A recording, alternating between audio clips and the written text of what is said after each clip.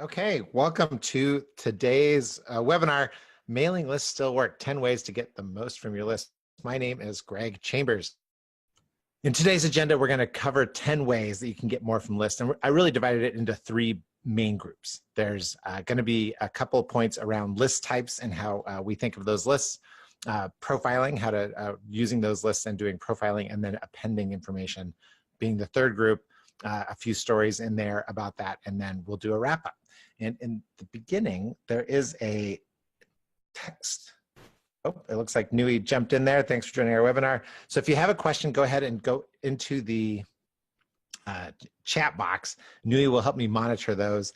And then there's also a Q&A. If you see that icon in your Zoom control panel, that Q&A is you can ask questions as we go along. We'll stop and pause as we go through it, but we're just going to jump right in. These are the 10 ways, because I'm going to keep you for a half hour, maybe a little longer, maybe shorter if there's no questions. So 10 ways.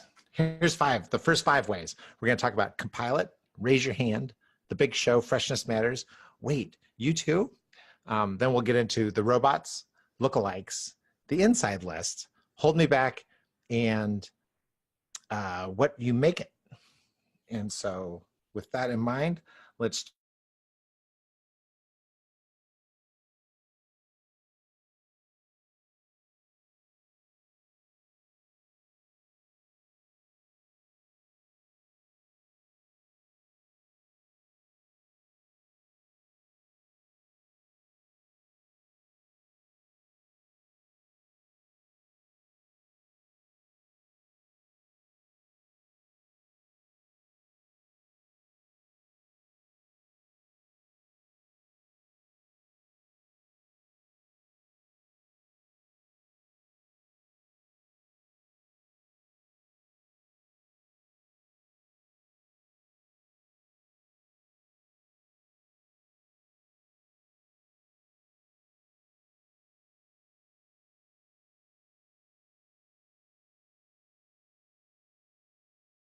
can get finding a list what it's really best at. And I guess the keyword there is comprehensiveness.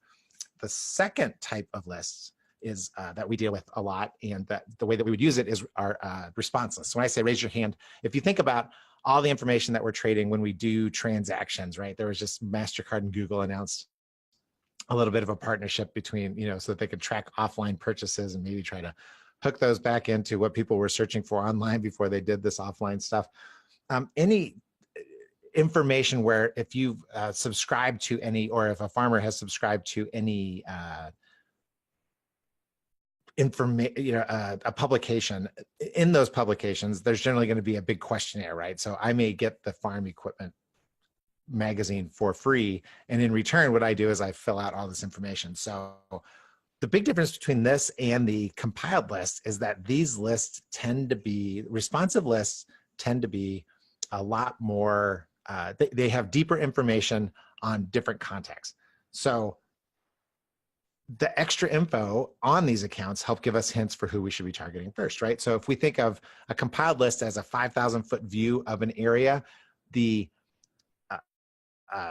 responders list is more like 1,000 feet. And you know this, right? So like a compiled list, it'll save you time, but the challenge is that we don't always have full information on the entire area. We just have deep information on a bunch of accounts. So in particular, if we were working with an accountant and he targeted accountants, right? So that's not in the ag industry, but in targeting accountants, there's a couple ways to go, right? One is to find all the CPA firms, and depending on what you're selling, maybe that's what you need to do. But the second way is getting a response list like this, like I think it's called Accounting Today, one of these source media files. And looking inside of that source media file, we can find more. Usually what it is that if a firm has 30 partners, say, there's a good chance that 20 of those 30 partners are subscribed. So I have in-depth contact information in that particular case, but I don't necessarily have every single accounting firm, because there's dozens of accounting firms and not all of them are going to get every single one of these magazines. So where do we use this file? We use this file when we need deeper information on an existing market and a market that we're going into. So the way to get more from a compiled, if you want more in-depth information, look for response lists. Just know that the universe is going to be smaller when you pull them. How about this one? The big show, we call this. So this is our other favorite group of lists, and it is trade show lists, right? Trade shows, if you're at the trade shows, generally you're going to get the lists in there. And then along with that are associations. So if we look at the three big groups of lists, one is compiled. We're just trying to find information on everybody, make it as comprehensive as possible. A response file, we're trying to get more information from individual accounts, and we really don't care as much about comprehensiveness. We would love it for it to be comprehensive, but we really want in-depth information. What's your title? How many people work there? Or deeper, something deeper than what you can find inside of the compiled list. And in these cases, these affinity lists, since we're all paying to be part of this universe, what we're really paying for is a chance to grow, to use the name to help ourselves with introductions. So if you're in direct sales, associations, as you know, are a great way to look at this, but it's not the same as compiled lists, right? So for an example, when I was in the apparel business, if you listen to a few of these, I keep using this apparel example, but it's relevant to me. But in the apparel industry, I was selling to retailers, and the retailers, I ended up joining a group of retailers. And in return for joining that group, I had to give them a percentage of sales generated. The advantage for me was that in return for that percentage of sales, every time I called and said, I'm with the Northwest Buyers Group, everybody took my call because they had a vested interest. I found out later they had a very vested interest because they got a kickback for every merchant that they bought from that was inside of their group. So they were really encouraged to purchase inside of their group. So it's nowhere near as comprehensive as a full list. When I was selling to these apparel companies, there was maybe one or two per state, even though I knew that there were, dozens, but it was a way to get out and get things going. So in that case, generating immediate sales, I started with trade show lists and then moved up to more comprehensive lists like compiled lists, which tend to be a lot cheaper. If you go down in cost in these 1, 2, 3, basically go from least expensive per record down to you're getting a little bit more expensive because generally you got to join this group and then maybe even do something like volunteer your time. So that's 3, 1, 2, 3. The 3 big lists when we approach any sort of marketing or sales activity. I'm looking at the list and I'm trying to think, okay, how is this list compiled? How is this list put together? And what's the best way for us to use it? Now let's get into some other pieces. I'm going to call this one Freshness Matters. And when you're looking at databases, one of my insider secrets, one of my insider tricks is that you need to look at all the fields that are available. And the reason is because in these fields, there may be indicators of something you could use. A lot of people will use them because they say, oh, I only target, I only want farms that have a certain amount of acreage of this particular crop, or else I'm not going to call them. Okay, that's not exactly what I'm talking about. What I'm talking about is the broad indicators may show an underlying truth where you can discern some information from that. So let's take a look at this, right? U.S. farm data. If you ask us, right, we can add a select for real estate transfers in the last 12 to 24 months. Now, often this is asked for by people who are looking that are in the real estate business and have indicators from that. But as another indicator, what it really is it's an indicator of economic activity, right? If we use the old adage, you're either going forward or moving backwards, right? You can't stay the same. This would be an indicator if we took the big list. Here's a compiled list of 1,000 records. Which ones are the ones that had active real estate transfers in the last 12 to 24 months? That might knock it down to 200 or even fewer, but at least those, compared to all the rest of the records, we have an indicator of where it works. On a previous list, here's an example for you. That's actually not in the US Farm Data database, but in our business database, most of those records were compiled out of the old Yellow Pages, right? That's where you could find a list, the most comprehensive public list of businesses. But in there, there was this Yellow Page ad size, and I could never figure out why it was that anybody would look at Yellow Page ad size. And then asking this guy who was doing, he was actually early on selling online marketing services. He said, oh, all I do is I select by ad size, because if they're taking out a full page or a half page ad, all it tells me is that they're spending a bunch of money on marketing. So if I'm helping, if I want to help them with their websites and with marketing, it's a good indicator for me if they have more than just the line item entry. And that's what I'm talking about. So looking at the database rate card, and if you haven't seen a rate card, for most, especially responsive lists, you can get a rate card and it will give you a bunch of indicators that you can select. There, usually you have to pay a little bit more for those selects, but the reason you do it is because, again, we're trying to shortcut time, and this is a good way to shortcut time. So Freshness Matters, recent real estate transactions. This one was what, 1902? So Ellen Shattuck to Fred, I wonder where that is. Take a look at the rate card and think about your business sales cycle and what that would indicate inside of. If you knew that information, what could you also discern from the rest of the record? All right, here's hint number 5. Companies that sell to the same market you do.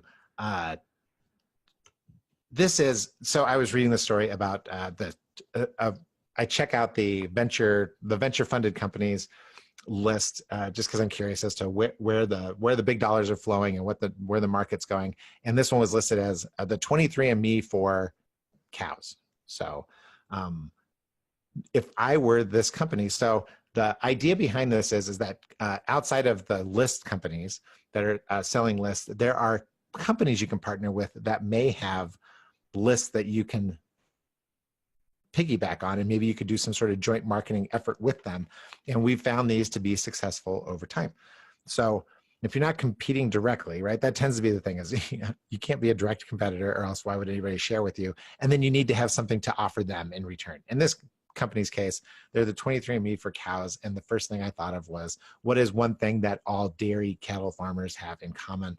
And it's the feed fences, right? So a potential partnership in there would be, this would just be an example of it, where this young company that has all this venture funding, that maybe the cattle fence companies, the feed fence companies, don't have the advantage of these new market funding opportunities. Maybe there's a value exchange that can happen in there. But for the 23andMe, if they're trying to cut through the noise and they want to get a little deeper information and they want to talk to some people who know all about their market, it could be that the feed fencing people are the people to talk to. So sample idea, and this is when I was talking to, I have a son who sells, he just got his first job out of college, and so he's actively out marketing. And as he's building his list, he uses a lot of LinkedIn and these things, but they sell this online software that it's not online, but it's for call centers, but it requires a soft phone. So if I had a landline phone, or if I have one of the old PBX boxes, he can't sell to them. So the first thing I thought is, gosh, if I were you guys, I would go try to find the people who sell soft phones. That would be a good place to partner. So that's a way to use lists, but they're lists that aren't necessarily public lists. They're lists that are contained inside of other companies. And the good news is that it's always good to network with people who are working inside your same market, even though, yeah, I understand you're competing for the same dollars in some way, shape, or form.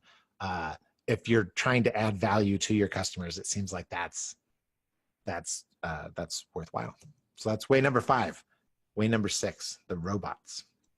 The more and more time we spend online, the more our digital footprint, all of our digital footprints are growing. And that includes farmers and ranchers, anybody marketing to them or marketing inside that market. So even though they may not be on Facebook for business, Facebook is picking up all the information about them. Even though they may not, it may be hard to find them to target on Google, there is a way. Google is collecting all this information because almost everybody uses Google or some form of Google property. And LinkedIn anymore, even though it's debatable as to whether your target market is really active on LinkedIn. They may be there as well, and then you just have to know that with the Microsoft network, some of that information gets shared across network. So what you can do, knowing these online marketplaces are huge, is your customers are hanging around in there, and you can upload them into each of these networks. That will create audiences. Facebook calls them audiences. I forget what Google calls it something else, and then it looks like LinkedIn calls it matched audiences. So, but once you have that picture in there, the robots, the artificial intelligence people will go find, right? They will start looking for lookalikes, people that you can target that look like the audience that you've uploaded. So if you're prospecting, spend a little bit of money. The way you do it, spend a little money and get your internal lists into the big groups, Facebook, Google, LinkedIn, and then let the robots do a little work with some automation. The only caveat I have to add to this is that in the middle there where it says Google's display ad automation, the bottom one there is aggressive automation. I would highly recommend against that because your budget will disappear immediately. So here's a way that we use this with a client, and actually it was really directed more from the client than it was from us, but we helped him put it together. He put together a press release distribution list on these networks. So he was writing articles. He'd always been writing articles about a particular event in the Gulf, around the Gulf area, Gulf of Mexico, and every article he wrote was around that particular event. And so by putting in audiences and then telling those networks to look for audiences that look like his in these particular areas, we were able to increase the exposure. The nice thing is it was cheaper than the press release service than he was using, just by buying ads for these networks and getting them out there. And then his anecdotal, it is anecdotal, information that the ideas we're getting in front of the right people is that the judges who were working on the litigation started using some of his phraseology inside of their opinions as they were coming out. So he knew that his message was getting through a form of gentle persuasion, didn't cost a lot of money, but it was a way that he used this, these networks. He told them, this is the kind of people that I'm looking for, and then find people who are like them, and they were able to find others inside there. Yeah, you don't get the benefit of having their name, their address, and all the direct information. But at the same time, if you're playing in the same fields that they're playing in, that's a way to take advantage of the giant lists that are out there on in those network groups. Okay, now we're going to go from doing customer profile type work, because that's really what those data profiling, those last three examples were in the data profiling world. This is adding information to your existing database. I just knocked my thing down. And what we do here is just what it says here. We take, find each of these databases that you're looking for, you can get database up, you can have the data that they've collected appended. Where that is, the reason you want to do that is because, well, first of all, the first reason I'd want to do it is because if I want to get into these networks, they match on email. And so the more emails I can add to my database that are attached to my customer records, the better chance I have of finding matches and finding them on those networks. So the way that it works is pretty simple. Usually you bump the file into your file, and then where the matches come, you ask for the fields that you're looking for to be appended. And that can range everywhere from, if you're trying to build a big marketing database, you can attach all of your information to it. If you're just looking for an email field, you can just pay for the email field. Just a word of warning, you do pay more per record, because generally once it gets on your database, there's no license, right? It's hard to license that year after year, because you could say, oh, we took it off. And not that you would do that, but let's just say some people might do something like that. So bump the file against it, and yeah, and so add that in. I don't really have any stories that go along with this, other than as people have been trying to use these networks, this has been the recommendation. We've been appending email addresses where we have them, and then helping them grow that list just so that they can be more effective. Okay, so that's way number 7. Way number 8, let's get into your internal databases. The inside list, your inside list is always going to be the best looking thing. So your internal files are, we say they're ripe for growth. They're ripe, they're ripe for growth. And but we spend very little time analyzing the inside of our database from a database marketing perspective. So an easy way to do that is to break your customer base into A, B, C, D customers by some metric, right? Either it's revenue spent in the last year. You could put time on that. You could put types of products, because maybe some customers invest in higher profit products than others.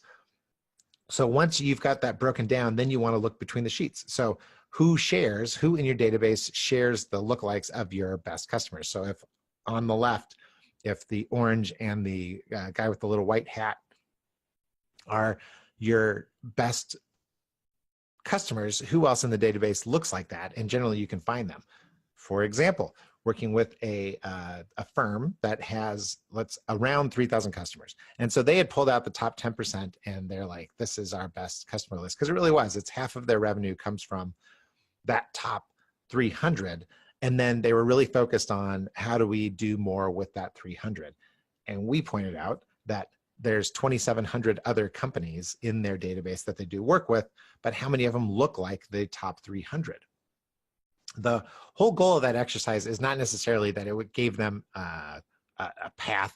There's a lot of reasons as to why those people did not look like the top 300. And then there's usually inside the top 300, there's a couple reasons why they're uniquely, why they uniquely invested so much money in the company's products and services. But what it does is it broadens the conversation internally. And that's probably one of the more important things that adding marketing information can do to your database. The more you turn your customer files into a marketing type file where you can ask questions about why is this like this and why is this like that, that's where new opportunities come from inside of those lists. So consider that. And then number 9, we're going to get into number 9 here. So we're still talking about data append stories. This one is really holding me back as a data suppression story. You can, if you've not bought lists before, here's a hint, you can do data suppression. So you have a database that you've already been working for, you can bump the list against their list and they will suppress and only give you the new records. Most people do that just A, to save, it saves a little bit of money because you don't need to buy all the records, but B is it, it lessens the effort. There's not duplication in the database, or it reduces the amount of duplication. It's hard to eliminate it, but it reduces it. So if you're doing this, what you've also created is that suppressed file is your matched file. And so my advice is invest a little more and append the information onto the file. Find fields that you want to append onto the file that you already have in-house. And then you can use it for something like this. So US Farm Data, we're always looking to grow our company. And so we're an inbound. Most of you found us because you found us online, and that's how we drive. The vast majority of our business comes from people coming to us. We don't have a strong outbound effort. So when we did suppression, the reason we did suppression is because we were just trying to identify, when you took a look at all of the customers, the people who are investing with us, who is a lookalike in our general database, because we have a big business database. And it's can be depressing to see that, because you start to see, oh my gosh, our market penetration is small. But no, just knowing that helps us make a plan. So as we were looking to grow US farm data, one of the things that we came up with is, in addition to doing some different marketing activity that still fits in with our inbound first approach, there's some pieces of work that we were starting to do with customers that we wanted to do more of. And that's actually where, as we put these things together, the lead gen compass that we keep talking about, a new product and service that's going to be launching. This is where that comes from. So again, so it's more information. It helped us have better discussions internally where we could decide what to do. So if you haven't been suppressing your files, make sure you do that, because at the very least, it saves you a little bit of money. But B, see if you can get information, see if they'll sell you the matches and which parts of the matches that they'll sell on there. And if you need any help with any of this stuff, our data experts are there to help you. So let's get into number 10. Number 10 sits by itself, which is just this constant question we have, and we're trying to help people with, which is how do you cost justify the expense of lists? And really, lists by themselves are only worth so much. So like a compiled list, it's broad information.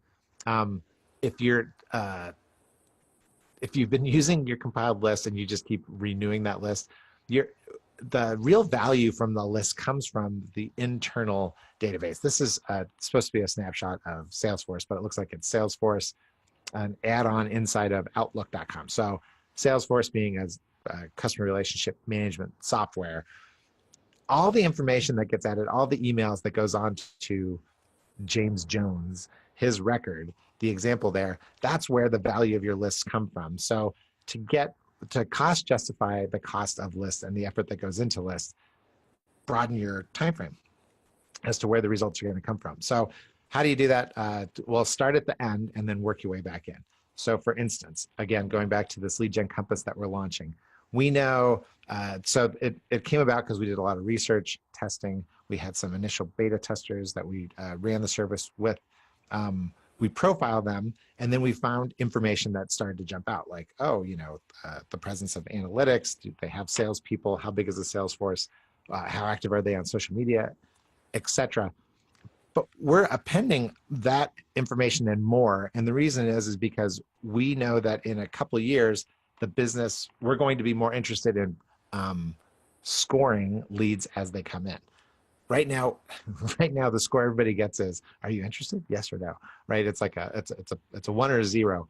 But in the future, that scale could be a scale of 1 to 1,000, depending on all the information that we've gathered from working with people as we go along. The only way that helps is today is if we kind of plan for collecting as much information as we can, using our databases and the work that we do on databases to deepen the file so that when we do the analysis in the future, we have more things to score with and to figure out if there's any trends that show up, like those little things with the yellow page ad size that I was mentioning, or the real estate transfers. So that would be a way to do it, because your inside information is always going to be the best information that you have.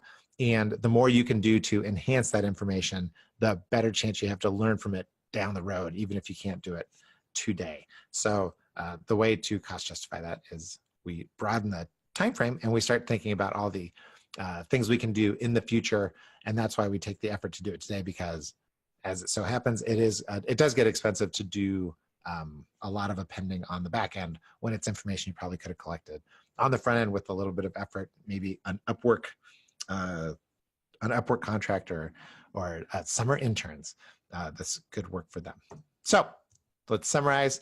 These are the top 10 reasons we talked about, the big three, right?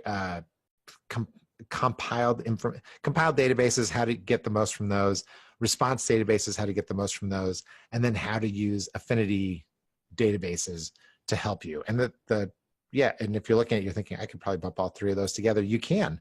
And again, if you need help with that, we do that kind of work. The second three, profiling information. Look for indicators, right? That Freshness Matters, the recent real estate transactions. Partner with other organizations that are targeting the same group and see if there's lists that you can share, or maybe lists that you can work together. And then put these robots to work for you that are out in the world that are maybe going to find trends or people deep inside of companies that you normally wouldn't get in front of. They give you an opportunity to get in front of them. Appending information, the way to get the robots to work is to append emails so that you can get a bigger pool for them to choose from. Add to your inside list, and then use data suppression. Don't be afraid to ask for it. Every company is ready to do it that works with data. And in the end, to cost justify your results over time, it's the easiest way to describe what's going to be happening to the C-suite, but it really is to the C-suite. Everybody loves to see a positive return on investment. And so by talking about leading indicators, this is what we expect to have happen. And then this is in the end, how we'll know it's happening over time. And then we'll be pre-prepared to do more with our internal lists if we approach it this way. We say to the CFO, that generally it excites them. They just want, right? Everybody just wants to know, can I measure it? Because if I can measure it, then I have a chance to understand it. If I can understand it, then I have a chance to control it. If I have a chance to control it, right? So I just heard that from a wonderful ag consultant, John Ellsworth. Reminded us of that. So parting gifts. Thanks for coming and attending this. I'm going to look at questions. So right now, it looks like we have a question. Somebody wants to talk about emailing, and we'll get in touch with you. Thank you. When you get the recording, you'll get a copy of this recording with the slides. And then we'll also include the Human Beings Guide to Business Growth. It's a book that helps generate ideas, and it does that by by talking about one particular idea, which is turning your entire company into a walking, talking sales force. The Perfect Growth Formula, Bill Matern and I wrote this book, and this is more of an internal how to frame conversations so that you can get more out of your internal marketing and sales conversations. And Lead Gen Compass, which is going to be up live, leadgencompass.com, not too far from now, is our outsourced work. So everything that we've been describing, we only talk about things that we know, and inside of those things that we know, we've piled them all into that little arrow triangle, Lead Gen Compass, which is a service that you can use for yourselves. I'm looking for any other questions. There are no other ones. So let's talk about how to stay in touch with us, usfarmdata.com. If you're interested, visit leadgencompass.com. There's an email sign up. We'll give you a pre-access to the website so you can give us some feedback. And then you can learn a little bit about it too. Call at any time that phone number, or email us info@usfarmdata.com. That's 10 ways. This has been 10 ways to get more from less. I know there's at least one of the things in there that has been helpful to you. Thanks for listening. If you have any questions, comments, concerns, give me a call, and we'll talk to you later. Thank you.